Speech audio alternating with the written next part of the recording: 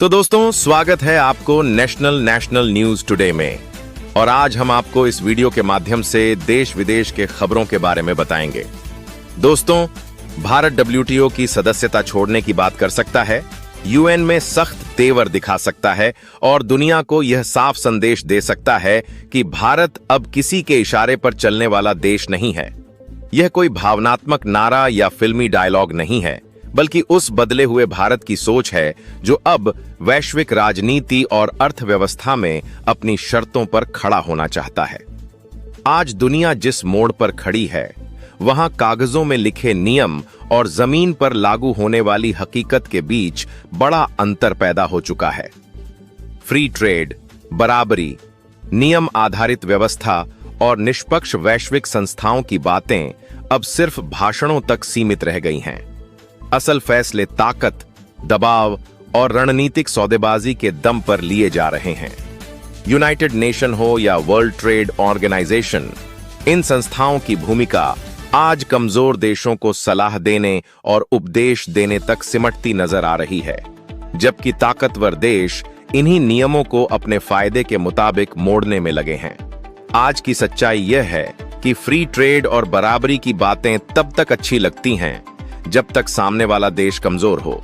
जैसे ही कोई उभरती हुई अर्थव्यवस्था अपने पैरों पर खड़ी होने लगती है, वैसे ही उस पर टैरिफ, प्रतिबंध और दबाव की राजनीति शुरू हो जाती है।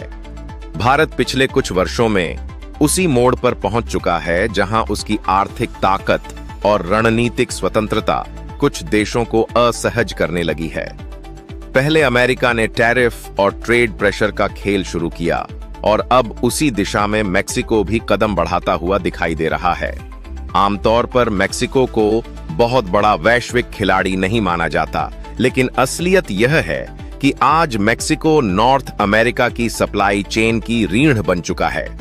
अमेरिका की बड़ी बड़ी इंडस्ट्री सीधे या अप्रत्यक्ष रूप से मेक्सिको पर निर्भर हैं और भारत ने इसी सप्लाई रूट का इस्तेमाल कर अमेरिकी बाजार तक अपनी पहुंच बनाई थी। यही वजह है कि जब मेक्सिको ने अचानक नया टैरिफ सिस्टम लागू करने की घोषणा की, तो इसका असर सिर्फ भारत या मेक्सिको तक सीमित नहीं रहा। पूरी ग्लोबल सप्लाई चेन में हलचल मच गई। मेक्सिको ने साफ शब्दों में कह दिया कि जिन देशों के साथ उसका फ्री ट्रेड एग्रीमेंट नहीं है, उनके हजारों उत्पादों पर भारी ड्यूटी लगाई जाएगी।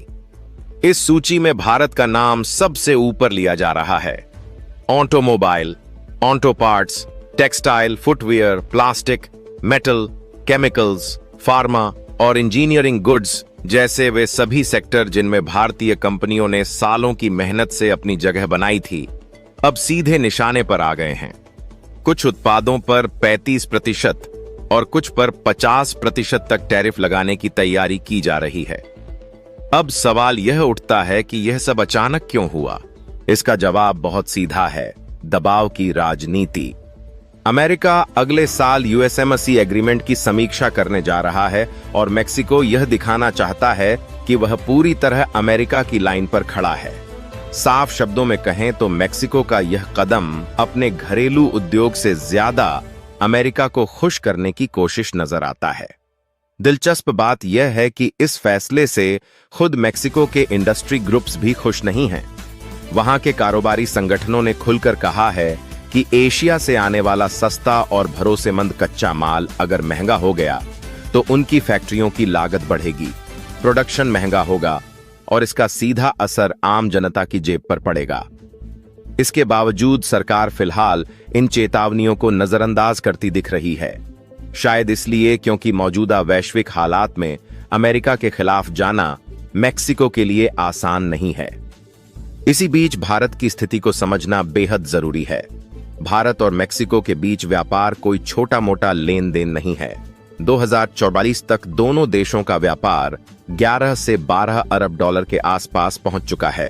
भारत मेक्सिको को auto parts, pharmaceuticals, chemicals, IT services और इंजीनियरिंग गुड्स एक्सपोर्ट करता है, जबकि मेक्सिको से भारत इलेक्ट्रॉनिक्स, ऑटोमोबाइल कंपोनेंट्स और इंडस्ट्रियल मटेरियल इंपोर्ट करता है। खास बात यह है कि मेक्सिको की ऑटो इंडस्ट्री में इस्तेमाल होने वाले कई महत्वपूर्ण पार्ट्स भारत से ही जाते हैं, यानी यह रिश्ता एक तरफा नहीं है। अगर भारत को नुकसान होगा तो उसका असर मेक्सिको की फैक्ट्रियों पर भी पड़ेगा। लेकिन फिलहाल मेक्सिको शायद यह मानकर चल रहा है कि भारत दबाव में आ जाएगा और चुपचाप नुकसान झेल लेगा। यही उसकी सबसे बड़ी गलतफहमी है, क्योंकि भारत अब वह देश नहीं रहा जो सिर्फ बयान देकर बैठ जाए। पिछले 10 सालों में भारत की स्थिति पूरी तरह बदल चुकी है। आज भारत के पास बड़ा घरेलू बाजार है, मजबूत मैन्युफैक्चरिंग बेस है, वैकल्पिक सप्लाई चेन है और दुनिया भर में बढ़ता हुआ कूटनीतिक प्रभाव है। भारत अब सिर्फ एक्सपोर्ट करने वाला देश नहीं है, बल्कि एक विशाल कंज्यूमर मार्केट भी बन चुका है। और यही बात मेक्सिको जैसी अर्थव्यवस्थाओं के लिए चिंता का कारण बन सकती है। अगर भारत चाहे तो मेक्सिको से आने वाले चुनिंदा उत्पादों पर काउंटर टैरिफ लगाकर सीधा संदेश दे सकता है। भारत का बाजार मेक्सिको से कई गुना बड़ा है और मेक्सिको की कई कंपनियां भारत को भविष्य की ग्रोथ के तौर पर देखती हैं। फार्मा, ऑटो और इलेक्ट्रॉनिक्स जैसे सेक्टर में अगर भारत सख्ती दिखाता है तो उसका असर मेक्सिको की कंपनियों को कहीं ज्यादा गहराई से महसूस होगा। लेकिन यह लड़ाई सिर्फ टैरिफ की नहीं है, असली खेल रणनीति का है। भारत पिछले कुछ वर्षों से लैटिन अमेरिका के दूसरे देशों के साथ अपने रिश्ते तेजी से मजबूत कर रहा है। ब्राजील, चिली, पेरू और अर्जेंटीना जैसे देशों के साथ भारत का व्यापार लगातार बढ़ रहा है।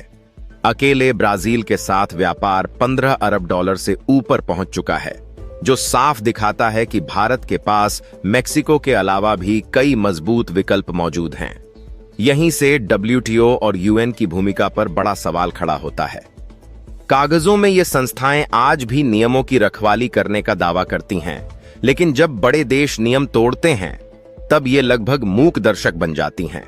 ऐसे में भारत जैसे देश के सामने यह सवाल स्वाभाविक है कि क्या सिर्फ नियमों की दुहाई देकर बैठा जाए या फिर अपने राष्ट्रीय हितों की रक्षा के लिए सख्त फैसले लिए जाएं। इसी संदर्भ में जब यह कहा जाता है कि भारत WTO की सदस्यता छोड़ने की धमकी दे सकता है, तो इसे हल्के में नहीं लिया जाना चाहिए। यह कोई आवेश में कही गई बात नहीं है, बल्कि एक संकेत है कि अगर वैश्विक सिस्टम का इस्तेमाल भारत के खिलाफ हथियार की तरह किया जाएगा, तो भारत भी अपने रास्ते खुद तलाशने से पीछे नहीं हटेगा। आज की दुनिया मल्टीपोलर हो चुकी है और भारत उसमें एक अहम पोल के रूप में उभर रहा है। अमेरिका के भीतर भी भारत के खिलाफ टैरिफ और दबाव की राजनीति को लेकर असंतोष बढ़ रहा है। कई अमेरिकी सांसद और बिजनेस लॉबी खुलकर कह चुके हैं कि भारत को लगातार नाराज करने का सीधा फायदा चीन को मिल सकता है। मोदी और पुतिन की मुलाकातों की तस्वीरें सिर्फ कूटनीतिक औपचारिकता नहीं होती, बल्कि वे यह संदेश भी देती हैं कि भारत के पास विकल्प हैं और वह जरूरत पड़ने पर उनका इस्तेमाल करने से नहीं हिचकेगा। मेक्सिको का मौजूदा कदम भी इसी बड़े वैश्विक खेल का हिस्सा है, जहां छोटे और मझोले देश बड़ी ताकतों के बीच संतुलन बनाने की कोशिश में फंस जाते हैं। भारत के लिए सबसे समझदारी भरा रास्ता यह है कि वह 2 स्तरों पर काम करे। एक तरफ मेक्सिको के साथ बातचीत का दरवाजा खुला रखे और दूसरी तरफ यह साफ संकेत दे कि दबाव की राजनीति का जवाब उसी भाषा में दिया जा सकता है। यही वह संतुलन है जो आज की वैश्विक राजनीति में सबसे जरूरी है। न जरूरत से ज्यादा झुकना और न ही बिना सोचे समझे टकराव। भारत पहले ही यह साबित कर चुका है कि वह अपने एक्सपोर्ट रूट्स को तेजी से डायवर्ट कर सकता है।